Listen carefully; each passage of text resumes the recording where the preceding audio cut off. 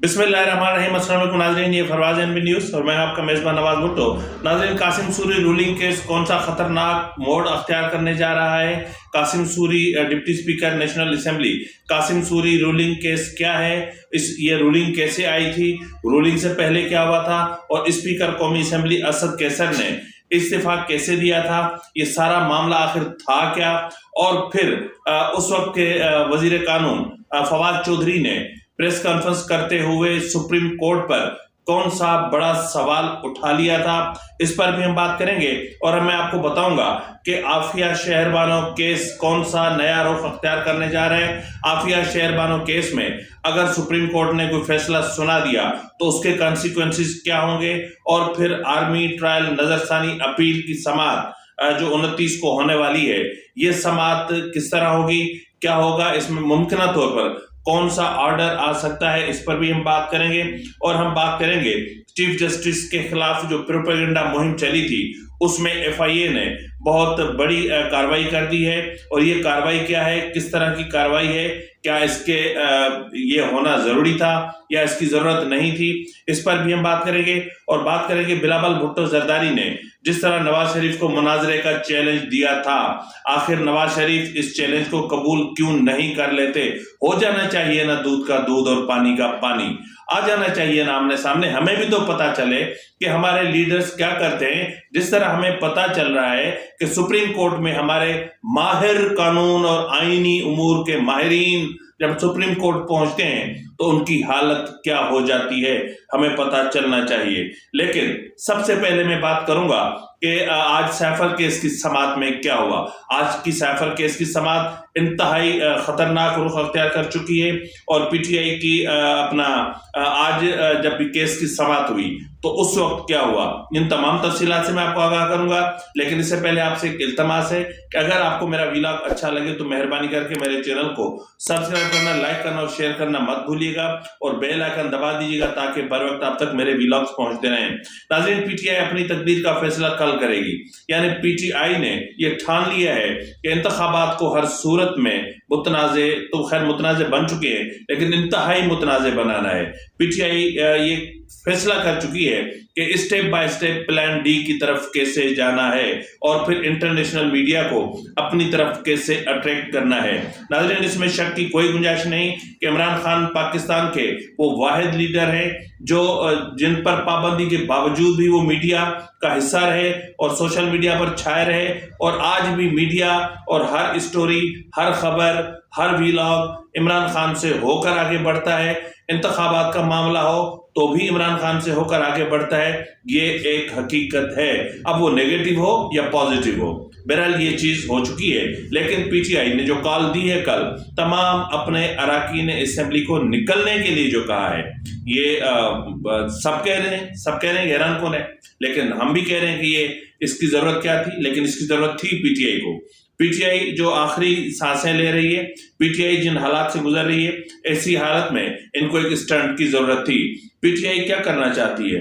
अगर अवाम निकले तो फिर पीटीआई अपना फैसला क्या सुना सकती है, अगर ना निकले तो क्या होगा, और अगर पुलिस एक्शन हुआ तो क्या हो सकता है। नाज़रीन, यहाँ पर मैं आपको बताता चलूं कि पीटीआई ये फैसला कर चुकी है, ये टेस्ट केस है। कल जिस तरह लोगों को निकलने की अपील की गई है 2 बजे, इस वक्त आपकी स्क्रीन पर अपना निगरान चेयरमैन अली गौहर, बैरिस्टर गौहर खान का क्या कहते हैं उसको, ट्वीट आपके सामने, आप पढ़ सकते हैं। उसमें 2 बजे निकलने के लिए कहा गया है। अगर अवाम निकले तो फिर पीटीआई प्लान डी पर अमल करेगी, यानी अमल को मौखर कर सकती है। प्लान डी का मतलब है इलेक्शन से आउट होना, प्लान डी का मतलब है इंतखाबात को मुतनाज़े बनाना, प्लान डी का मतलब है जितने भी पीटीआई के आज़ाद उम्मीदवार कौमी और सूबाई असेंबलियों पर हैं वो रिटायर्ड हो जाएंगे, क्योंकि इस वक्त तो दस्तबरदार होने का मरहला खत्म हो चुका। तो इसलिए अगर अवाम निकले तो फिर प्लान डी को मौखर किया जा सकता है। अगर अवाम ना निकले तो, और अगर अवाम के निकलने की सूरत में उन पर पुलिस एक्शन होता है, या फिर आज शब को जितने भी कैंडिडेट्स हैं जिनको निकलने के लिए कहा गया है, اگر ان کو دھر لیا جاتا ہے، اگر ان کو اٹھا لیا جاتا ہے تو پھر پلان ڈی پر عمل شروع ہوگا، یعنی اسی مہینے میں ہی پی ٹی آئی انتخابات سے باضابطہ طور پر بائیکاٹ کا اعلان کر دے گی۔ گزشتہ روز نامور صحافی تجزیہ نگار مظہر عباس سے بات ہو رہی تھی، اور اس چیز کا میں خود بھی قائل ہوں کہ پی ٹی آئی کو ہر حالت میں الیکشن پروسیس میں رہنا چاہیے، پی ٹی آئی کو باہر نہیں نکلنا چاہیے، اپنا ووٹ کسی اور کی گود میں نہیں ڈالنا چاہیے۔ لیکن اگر پی ٹی آئی ایسا فیصلہ کرتی ہے تو پھر پی ٹی آئی کو اس کے کانسیکوینسز بھگتنے پڑیں گے کہ آپ ایک الیکشن پروسیس سے آپ باہر ہو جاتے ہیں، ایک الیکٹورل پروسیس سے باہر ہو جاتے ہیں تو اس کے کانسیکوینسز پی ٹی آئی کو فیس کرنے پڑیں گے۔ اب ناظرین میں آپ کو بتاتا ہوں کہ آج سیفر کیس کی جب سماعت ہوئی تو حسب روایت عمران خان کے وکلاء عدالت سے شارٹ ہو گئے، عدالت میں تھے ہی نہیں۔ اپنے جمعرات کو وکلاء نہیں تھے، جس پر جو اس کیس کی سماعت کر رہے ہیں جج ابو الحسن ذوالقرنین، میرے خیال میں یہی نام ہے، انہوں نے آرڈر پاس کیا اور فوراً ای میل گئی اٹارنی جنرل کو، اٹارنی جنرل نے اسٹیٹ کونسل مقرر کر دیے، شاہ محمود قریشی کے لیے بھی، عمران خان کے لیے بھی، اور گزشتہ روز اس کا آرڈر آیا۔ آج جب کیس کی سماعت ہوئی تو بھی حسب روایت عمران خان کے وکلاء غیر حاضر تھے۔ جب اسٹیٹ کونسل، میرے خیال میں عبد الرحمان صاحب نام ہے ان کا، جب انہوں نے فائل ہاتھ میں لیا تو شاہ محمود قریشی صاحب برہم ہو گئے۔ نہ صرف وہ برہم ہوئے بلکہ انہوں نے جو اپنا اسٹیٹ کونسل تھے، جو شاہ محمود قریشی اور عمران خان کے حق میں کیس لڑنے آئے ہیں، وہ جرح کرنے آئے ہیں، کیونکہ یہ کیوں کیا جا رہا ہے یہ میں آپ کو بتاتا ہوں۔ جلدی میں اسٹیٹ کونسل کا مقرر ہو جانا، اسٹیٹ کونسل کا جواب آ جانا، اسٹیٹ کونسل مقرر ہو جانا، اسٹیٹ کونسل کا عدالت میں پہنچ جانا، یہ بہت بڑا حیران کن ہے، یہ سوالیہ نشان ہے۔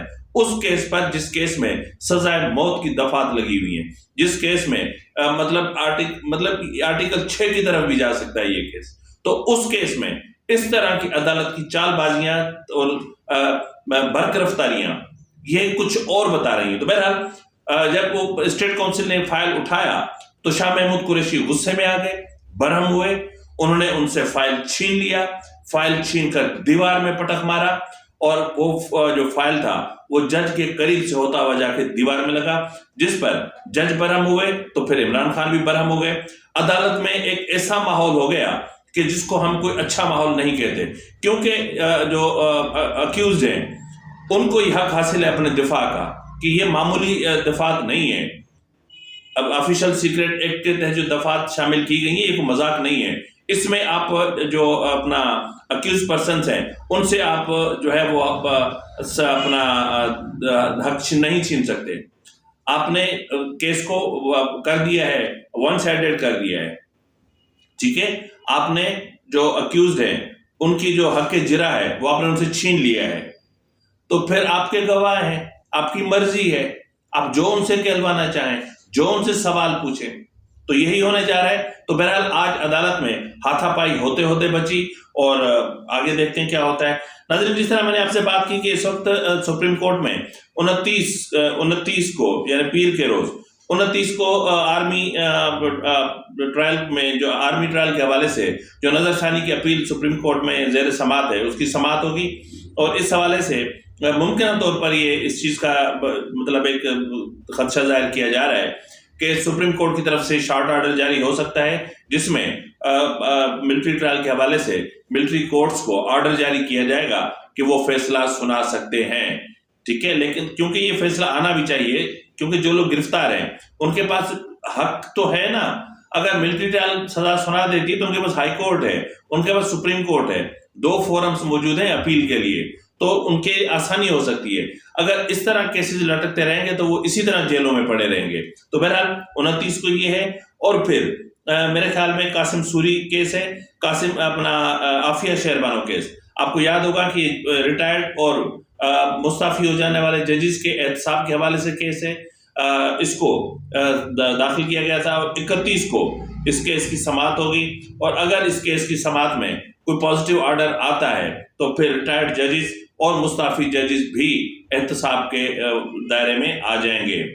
اب ناظرین اس سے پہلے کہ میں قاسم سوری رولنگ پر آؤں، میں آپ کو بتاتا چلوں کہ چیف جسٹس کے خلاف جو پروپیگنڈا مہم شروع کی گئی تھی بالخصوص پی ٹی آئی کے بھلے کے انتخابی نشان کے بعد جسٹس قاضی فائز عیسیٰ کو جس طرح اس کا میڈیا ٹرائل کیا جا رہا تھا، جس طرح انہیں ملزم کر کے اور کٹہرے میں کھڑا کیا جا رہا تھا، جس طرح کچھ صحافی اپنی مرضی تھوپنے کی کوشش کر رہے تھے، تو اس کے خلاف جو معاملہ تھا وہ ایف آئی اے کی طرف گیا تھا، اور F I A cyber crime نے اعلیٰ عدلیہ اور سپریم کورٹ کے چیف جسٹس قاضی فائز عیسیٰ کے خلاف ہرزہ سرائی کرنے والے 500 سے زائد صارفین کے تمام پوسٹ کا ریکارڈ حاصل کر کے معاملے کی چھان بین کرنے والی جے آئی ٹی نے اپنی رپورٹ پیش کر دی ہے۔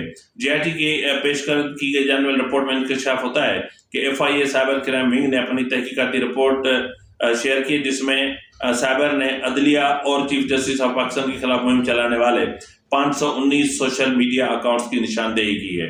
پی ٹی آئی کے سیف اللہ ٹھیک ہے جی یہ کی ہے۔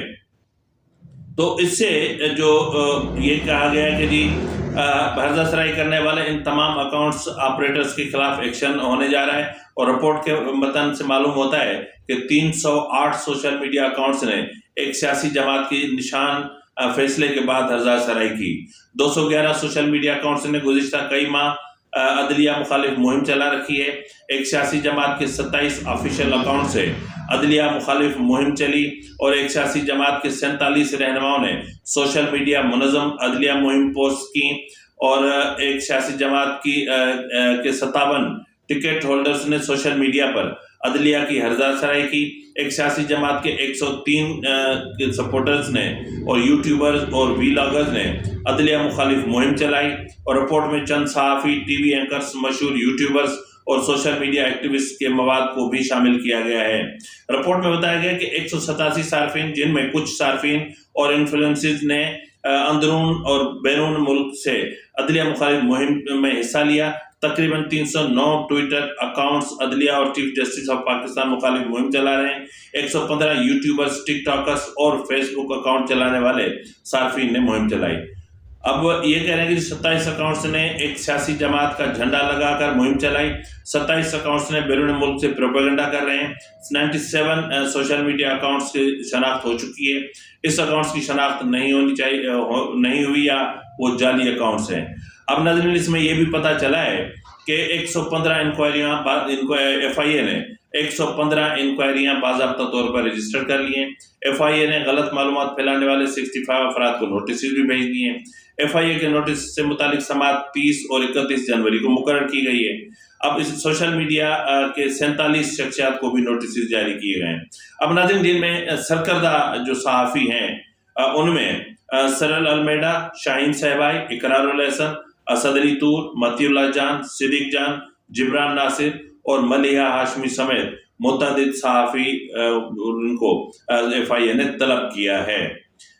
یہ ناظرین سائفر اپنا چیف جسٹس کے خلاف ایک جارحانہ طرز صحافت تھا، جارحانہ انداز میں، اور عدالت کو بالکل انہوں نے اپنے سر پہ اٹھایا ہوا تھا، اور شاید میرے خیال میں یہ عدالت سے اپنی مرضی کا کچھ کہلوانا چاہ رہے تھے۔ تو یہ کون نہیں جانتا کہ اس وقت جب یہ پی ٹی آئی کا انتخابی نشان کے حوالے سے پٹیشن زیر سماعت تھی تو یہ بھی وہیں پر تھے۔ عدالت نے کیا غلط کیا تھا؟ عدالت ان سے کہا تھا کہ ہمیں دستاویزات دو، ہمیں ریکارڈ دو، ہمیں کاغذات دو، ہمیں کچھ تو دو، کچھ بھی نہیں ہے، اور الیکشن ہو گئے۔ تو بہرحال جو ہونا تھا وہ ہو گیا، اور اب ان صحافیوں کو نوٹسز جاری ہو چکے ہیں۔ ایک نوٹس اسد علی طور صاحب کا آپ کی اسکرین پر موجود ہے، آپ دیکھ سکتے ہیں۔ اب ناظرین بات کرتے ہیں اپنا بلاول بھٹو اور نواز شریف کی۔ ناظرین آپ کو یاد ہوگا گزشتہ روز بلاول بھٹو زرداری نے نواز شریف کو ایک مناظرے کا چیلنج کیا تھا کہ آئیں ہم مناظرہ کرتے ہیں، نیشنل میڈیا پہ، انٹرنیشنل میڈیا پہ ہم دونوں بیٹھتے ہیں، آپ بھی بتائیں، میں بھی بتاتا ہوں، آپ نے کیا کیا، ہم نے کیا کیا، آپ کی پالیسی کیا ہے، ہماری پالیسی کیا ہے، آپ کا منشور کیا ہے، ہمارا منشور کیا ہے، آپ کیا کر سکتے ہیں، ہم کیا کر سکتے ہیں، آپ کیا کر رہے ہیں، ہم کیا کر رہے ہیں، آپ نے کیا کیا، ہم نے کیا کیا، آپ نے کیا بویا، کیا کاٹا، ہم نے کیا بویا، ہم نے کیا کاٹا۔ یہ تمام چیزیں ہیں جو ہونی چاہیے۔ ناظرین یہ جو صحت مند ڈیبیٹ کے لیے، ہیلدی ڈیبیٹ کے لیے، یا مطلب ایک انتخابات کے ماحول کو ایک بہتر انداز میں ایک مطلب اس انداز میں کہ سیاستدان ایک دوسرے کے بارے میں کن جذبات کا خیال، پبلک گیدرنگس میں آ کے یہ کہنا بہت آسان ہے، لیکن آمنے سامنے بیٹھ کر بات کرنا، اپنی پالیسیز بتانا، اپنے کارنامے بتانا، وہ کیا کر سکتے ہیں یہ بتانا، اپنے منشور کو بتانا، یہ بہت اہم ہوتا ہے۔ یہ ہیلدی ڈیبیٹ ہے، اور اس ہیلدی ڈیبیٹ سے جو اس وقت ہمارے سیاسی معاشرے میں جو ایک تباہی مچی ہوئی ہے، جو ایک ابہام پیدا ہو رہے ہیں، جو ایک خوف کی فضا قائم ہے، وہ ختم ہو جائے گی سیاستدانوں کے بیچ میں۔ اچھا، دوسری بات یہ بھی ہے کہ اسے عوام کو بھی پتا چلے گا کہ ان کے ذہنوں میں کیا ہے، یہ کیا چاہتے ہیں۔ عوام کو ڈیسائیڈ کرنے میں آسانی ہوگی کہ مطلب ہم کس کو ووٹ دیں۔ ان کو ووٹ دیں جو جلسوں میں کھڑے ہو کر زیادہ گالیاں دے سکتے ہیں، ان کو ووٹ دیں جو ڈائس پر کھڑے ہو کر سب سے زیادہ جھوٹ بولتے ہیں، ان کو ووٹ دیں جو ہر انتخابات میں عوام کو سبز باغ دکھا کر جھوٹے وعدے کر کے اور پھر گم ہو جاتے ہیں۔ کس کو ووٹ دیں؟ تو یہ ہیلدی ڈیبیٹ ہونا بہت ضروری ہے، اور میرے خیال میں کہ نواز شریف کو یہ آفر ایکسیپٹ کر لینی چاہیے، اور نواز شریف اور بلاول بھٹو زرداری کو سامنے بیٹھ جانا چاہیے، جس طرح سپریم کورٹ نے اپنے جو پروسیڈنگز ہیں ان کو جس طرح لائیو دکھانا شروع کر دیا ہے، اس سے یہ ایک چیز ظاہر ہو رہی ہے۔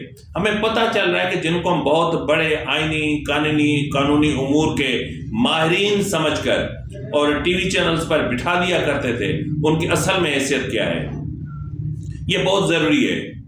اب سب پتہ چل رہا ہے کہ کون کس طرح اپنا کیس پلیڈ کر رہا ہے۔ اب سپریم کورٹ کے اندر کچھ آ کے کہتے تھے اور باہر ڈائس پر کھڑے ہو کے اب کچھ کہتے تھے، یہاں سے یہ ختم ہوگا۔ ناظرین، اب ہم بات کر لیتے ہیں قاسم سوری رولنگ کیس کے حوالے سے۔ ناظرین، یہ کیس نو ڈاؤٹ آرٹیکل 6 کی طرف جا رہا ہے، اور یہ کیس کس طرح تھا؟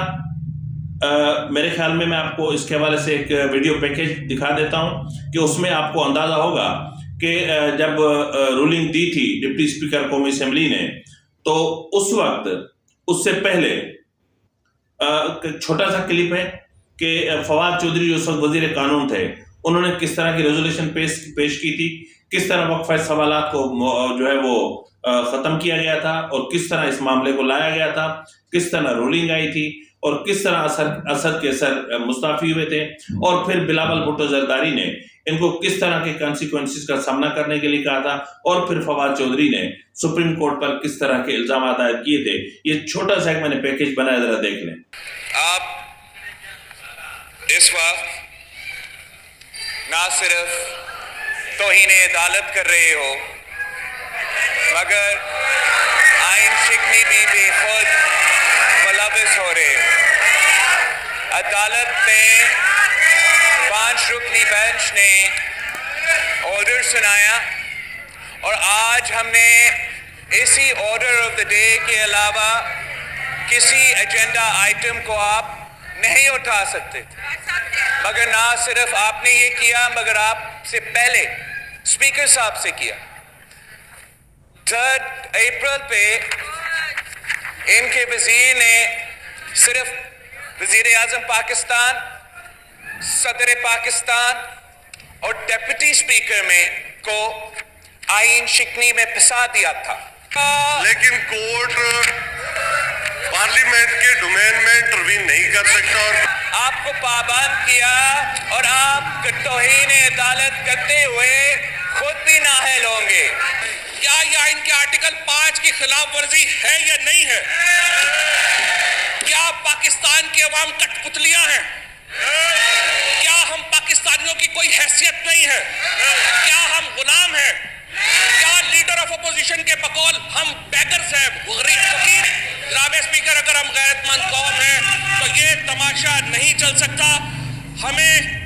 میں صرف یہ کہوں گا کہ ہم پہ جو گزری وہ گزری، مگر ہے شب ہجراں میرے عشق تیری عاشق عاقبت سوار چلے، رولنگ اس کے اوپر آنی چاہیے۔ اسپیکر صاحب، وزیر اعظم پاکستان کے خلاف اپوزیشن نے عدم اعتماد کی تحریک 8 مارچ 2022 کو پیش کی تھی۔ عدم اعتماد کی تحریک کا آئین، قانون اور رولز کے مطابق ہونا ضروری ہے۔ کسی غیر ملکی طاقت کو یہ حق نہیں کہ وہ سازش کے تحت پاکستان کے عوام کی منتخب حکومت کو گرائے۔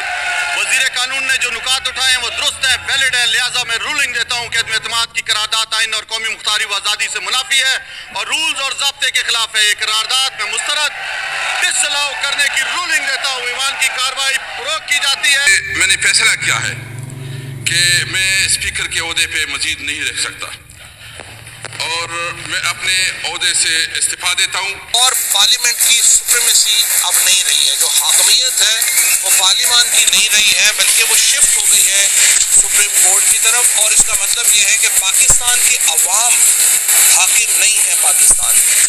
ناظرین، اس سے آپ کو اندازہ ہو گیا ہوگا کہ کیا ہوتا رہا، کیا ہوا، اور اب یہ کیس جا رہا ہے آرٹیکل 6 کی طرف. اور جب یہ کیس کی سماعت ہو رہی تھی تو اس کا عندیہ اس وقت بھی دیا گیا تھا، اور وہی چیز بلاول بھٹو زرداری نے بھی پارلیمنٹ میں کھڑے ہو کر دہرائی کہ ڈپٹی اسپیکر سے بھی کہا کہ آپ سب کو پھنسا رہے ہیں، سب آئین شکنی میں پھنس رہے ہیں. تو بہرحال آئین شکنی تو ہوئی، بہت بری ہوئی، بہت بڑی ہوئی. اب دیکھتے ہیں کہ کیا ہوتا ہے، کس طرح ہوتا ہے. حالات بہت خراب ہونے جا رہے ہیں، اور معذرت کے ساتھ سیفر کیس میں حکومت کو بہت جلدی ہے. حکومت کوئی فیصلہ نہیں کر پا رہی، ریاست کوئی فیصلہ نہیں کر پا رہی ابھی تک کہ عمران خان کو کب سزا دینی ہے، الیکشن کے بعد دینی ہے، الیکشن سے پہلے دینی ہے. اب یہ فیصلہ، سزا کا فیصلہ بھی، فیصلے کا تعین بھی کل کے پبلک گیدرنگ سے ہوگا. اگر کل پی ٹی آئی بہت زیادہ تعداد میں اپنے لوگوں کو نکالنے میں کامیاب ہوئی اور اپنے ان کے تمام امیدوار سڑکوں پر آئے تو بلا شبہ حکومت عمران خان کو شاید انتخابات کے بعد کوئی فیصلہ سنائے. اور اگر کل عوام نہیں نکلتے، اگر کل ان کے امیدوار میدان میں نہیں آتے تو پھر حکومت جو ہے، ریاست جو ہے، وہ انتخابات سے پہلے ہی عمران خان کا فیصلہ سنا دے گی. تو بہرحال دیکھتے ہیں، کل پی ٹی آئی کا انتہائی اہم دن ہے اور کل پی ٹی آئی کی تقدیر کا فیصلہ بھی ہوگا. تو دیکھتے ہیں کہ کل کیا ہوتا ہے. فی الوقت کے لیے اتنا ہی، ملتے ہیں اگلے پروگرام میں. تب تک اجازت دیجیے. فی امان اللہ.